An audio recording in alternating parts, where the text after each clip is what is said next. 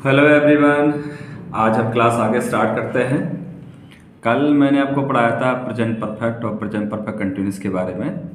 आज मैं present perfect continuous के जो एडवांस रूल रहते हैं मैं आपको वो बताता हूँ और सिंपल पास्ट में क्या क्या होता है ये बताता हूँ। तो एक बार फिर से मैं आपको बता देता हूँ कि जो टेंस है इनका क्या यूज होता है। टेंस जो हैं वो ग्रामर में बहुत इम्पोर्टेंट रोल रखते हैं। साथ में ये क्या करते हैं कि अगर आपको टेंस आते हैं तो आप बहुत सारी चीज़ें इंग्लिश में ट्रांसफॉर्म करके लिख सकते हैं। मान लीजिए आप स्कूल में पढ़ते हैं तो आपके पास बहुत सारा काम होता है याद करने का। अब कई सारे बच्चे ऐसे होते हैं ना कि जो वर्ड टू वर्ड याद करते हैं, तो उससे क्या दिक्कत रहती है कि अगर आप बीच में कुछ भूल जाते हैं ना तो सारा का सारा चौपट हो जाता है। अब इसमें ये रहता है कि अगर आपको ट्रांसलेशन आते हैं तो आपको अगर समरी आती है ना तो आप ट्रांसलेट करके लिख सकते हैं। तो ज़्यादा समय ना गवाते हुए हम स्टार्ट करते हैं आज की क्लासेस। तो आज हम पढ़ेंगे प्रेजेंट परफेक्ट कंटिन्यूअस और सिंपल पास्ट के बारे में। देखिए, जब कोई कार्य किसी समय से लगातार चल रहा हो रहा हो और वहाँ पर सिंस फॉर का प्रयोग करके समय दिया जाता है तो वहाँ क्या लगाते हैं, प्रेजेंट परफेक्ट कंटिन्यूअस टेंस लगाते हैं। एक बार मैं आपको फिर बताता हूँ। मान लीजिए कोई एक्टिविटी पहले से चल रही है या फिर हो रही है और वहाँ पर सिंस फॉर दे रखा हो, समय दे रखा हो, तो अगर टाइम मेंशन करेंगे तो वहाँ हम लगाएंगे प्रेजेंट परफेक्ट कंटिन्यूअस टेंस। ध्यान दीजिए, एग्जाम्पल है they have been living here since 2006 और दूसरा है they have been playing in the ground for 2 hours. वे यहाँ पर 2006 से रह रहे हैं और वे ग्राउंड में 2 घंटे से खेल रहे हैं। आपको मैंने कल क्लियर किया था कि सिंस और फॉर कहाँ लगाते हैं। अगर कोई डाउट हो तो आप मेरी प्रीवियस वीडियो ज़रूर देख लें, उससे आपके डाउट क्लियर हो जाएंगे। अब इसके बाद में ध्यान रखिए, जहाँ पर since when, since then, how long, इन सब के साथ भी हम क्या करते हैं, प्रेजेंट परफेक्ट कंटिन्यूअस टेंस लगाते हैं। ये परफेक्ट लिखना मैं भूल गया था, नीचे मैंने मेंशन किया हुआ, ध्यान दीजिएगा। एग्जाम्पल है since when have you been doing this work, आप कब से है काम को कर रहे हैं। How long have you been teaching the school, और आप स्कूल में कितने समय से पढ़ा रहे हैं। तो जहाँ since when, since then, how long का इस्तेमाल होता है वहाँ पर हम क्या करते हैं, वहाँ पर हम लगाते हैं प्रेजेंट परफेक्ट कंटिन्यूअस। नीचे मैंने एक नोट लिखा है कि फॉर, सिंस और हाउ लॉन्ग के साथ में प्रेजेंट परफेक्ट टेंस भी लगा सकते हैं। ये मैंने आपको प्रीवियस वीडियो में बताया है एग्जाम्पल समेत, आप उसको देख लीजिएगा एक बार।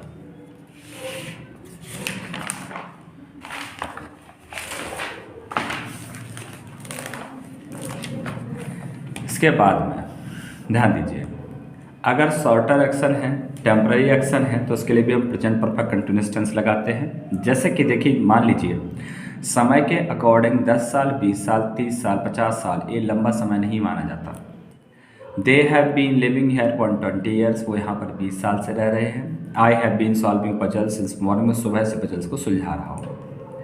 अगला है रिपीटेशन के लिए प्रेजेंट परफेक्ट कंटिन्यूअस टेंस लगाते हैं। कोई काम जो होता रहता है बार बार बार बार बार बार, उसके लिए they have been working all day और the price of things has been constantly rising.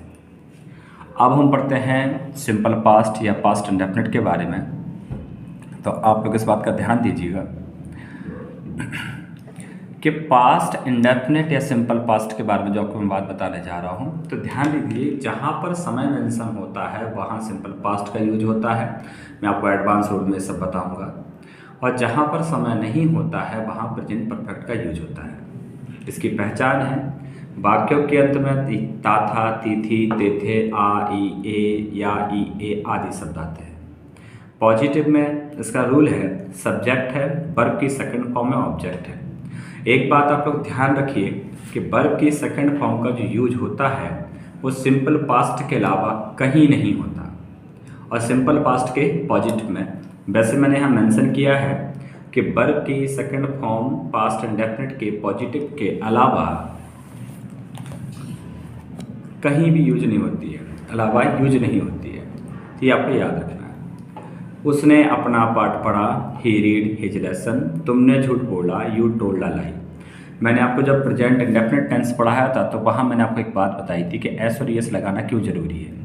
क्योंकि अगर एस और एस नहीं लगाते, देखिए, तो रीड में अगर एस लग जाएगा तो ये प्रेजेंट इंडेफिनिट हो जाएगा। एस नहीं लगा है, और दूसरी बात है रीड नहीं से रेड पढ़ा जाएगा।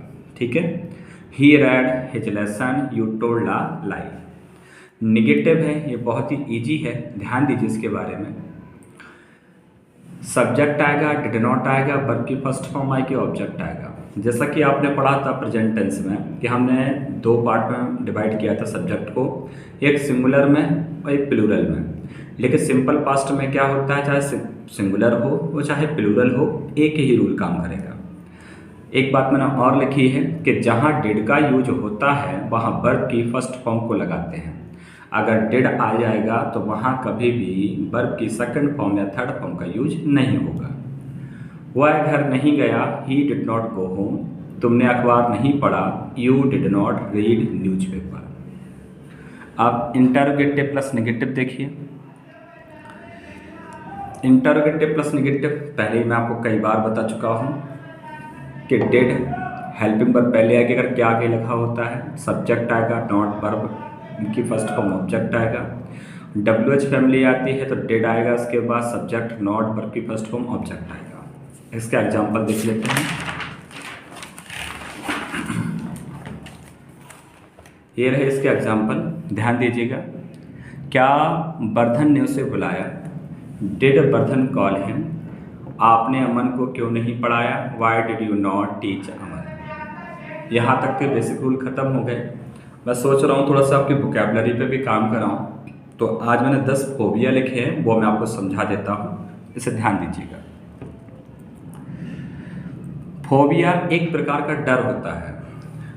जैसे मान लीजिए कोई भी चीज़ ऐसी है जिससे किसी को डर लगता है, और सबको किसी न किसी चीज़ से फोबिया होता है। कोई कीड़ों से डरता है, कोई मकड़ी से डरता है, कोई सांप से, कोई जादू से, कोई रात से, तो ये तमाम प्रकार के होते हैं। तो मैं 10 आपको रोज़ पढ़ाऊँगा, ध्यान दीजिए। एंड्रोफोबिया माना होता है मेल, मतलब आदमियों से लगने वाला डर। आप इसको को याद कैसे रखना है, ध्यान दीजिए। एंड्रो माने मेल होते हैं, तो एक ग्रीक वर्ड है एंड्रो।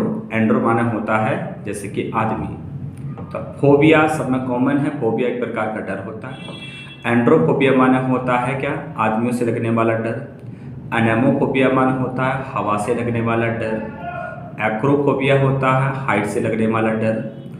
और अगोराफोबिया होता है ओपन प्लेस से लगने वाला डर। और एलेरोफोबिया होता है बिल्लियों से लगने वाला डर। एचमोफोबिया माना होता है चाकुओं से लगने वाला डर। यूरोफोबिया होता है हवा से लगने वाला डर। देखिए विंड में और एयर में फ़र्क होता है। विंड थोड़ी तेज चलती है, हवा नॉर्मल चीज़ है। अकस्टोफोबिया माना होता है साउंड से लगने वाला डर। एल्गोफोबिया होता है दर्द से या पीड़ा से लगने वाला डर। और एंटेलोफोबिया होता है बाढ़ से लगने वाला डर। अब मैं थोड़ा सा आपको इसे याद करवाने के मैं आपको तरीके बता देता हूँ ताकि आपको जल्दी से ये याद हो जाए। एनेमोफोबिया, इसकी तो मुझे कोई ट्रिक नहीं पता। एक्रोफोबिया, एक्रोबेट होते हैं एक प्रकार के जो रस्सी पर करतब दिखाते हैं तो ऊंचाई पर होते हैं, उसको आपको याद रखना है। अगोराफोबिया, अगोरा मैंने अघोरा से याद किया है। जैसे आपने नोटिस किया होगा जो अघोरी लोग होते हैं वो कहाँ रहते हैं, खुले स्थानों पर रहते हैं, उन लोग उनसे देख के डर जाते हैं। एल्यूरोफोबिया, एल्यूरोफोबिया माना होता है बिल्लियों से लगने वाला डर। ठीक है, इसकी मुझे ट्रिक नहीं पता। एचमोफोबिया, चाकू को हम खींचते हैं तो खींचने से तुम्हें एचना याद रखना है, चाकू से लगने वाला डर। यूरोफोबिया तो आसान है, एयर से एयर हो गया। अकस्टोफोबिया ये साउंड वाला है। एल्गो, एल्गोस माने दुख दर्द पीड़ा होता है। एंटलो आपको याद रखना है कि एटलांटिस से जो बाढ़ में डूब गया था। तो इस प्रकार से कोई भी ट्रिक आजमा के आप इन्हें याद कर सकते हैं। अगर किसी को कोई डाउट रहता है तो आप मुझसे पूछ सकते हैं। और आप मेरे चैनल को सब्सक्राइब कीजिए, अपने लोगों के साथ शेयर कीजिए। और साथ में ही आप लोगों ने मुझे इतना सपोर्ट किया, अभी हाल में मेरे 200 सब्सक्राइबर है, तो थैंक यू मैं सबको कहना चाहता हूँ कि आप लोगों ने इतना सपोर्ट किया मुझे। और मैं ही कहना चाहूँगा कि मैं पूरी कोशिश करूँगा कि आपको सेटिस्फाई करूँ। थैंक यू वेरी मच और देखने के लिए धन्यवाद।